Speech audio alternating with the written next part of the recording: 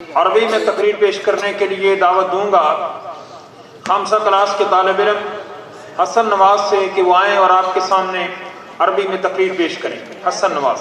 अल्हम्दुलिल्लाहि रब्बिल आलमीन वल आक़िबतु लिल मुत्तक़ीन वस्सलातु वस्सलामु अला अशरफिल अंबिया'i वल मुरसलीन व अला आलिहि व अस्हाबिहि अजमईन।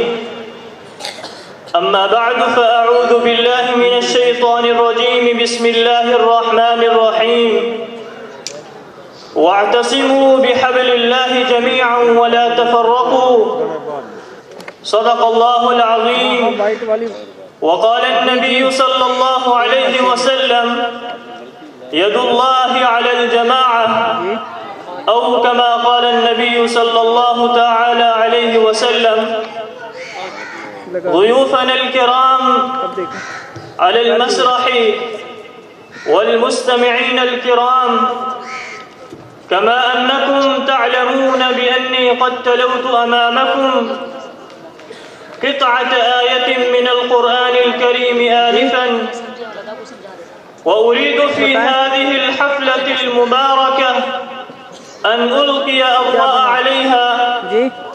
ولا شك في ذلك أيها الإخوان، إن تلك الآية الكريمة تحرض المسلمين على التضامن الإسلامي والتعاون على البر والتقوى، وتمهد الطريقة إلى جمع المسلمين وجماعتهم، وتسهل السبيل إلى المودة والرحمة فيما بينهم والأخوة والمحبة، وتمهد الطريقة إلى جمع المسلمين وجماعتهم، وتسهل السبيل إلى المودة والرحمة فيما بينهم، وتطلب منهم أن يكونوا يدا واحدة في كل شيء، فلا يقع حادث في أقصى الشرق أو الغرب إلا ويجب أن يسمع له سوداء في جانب آخر من العالم الإسلامي.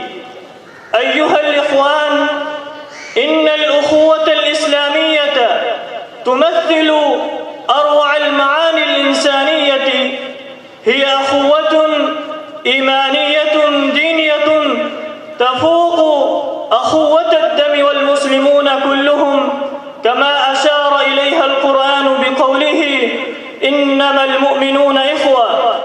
فقال رسول الله صلى الله عليه وسلم المؤمن للمؤمن كالبنيان يشد بعضه بعضا، وشبههم في المساواة الإسلامية بالمشط، فقال الناس في السواسية كأسنان المشط.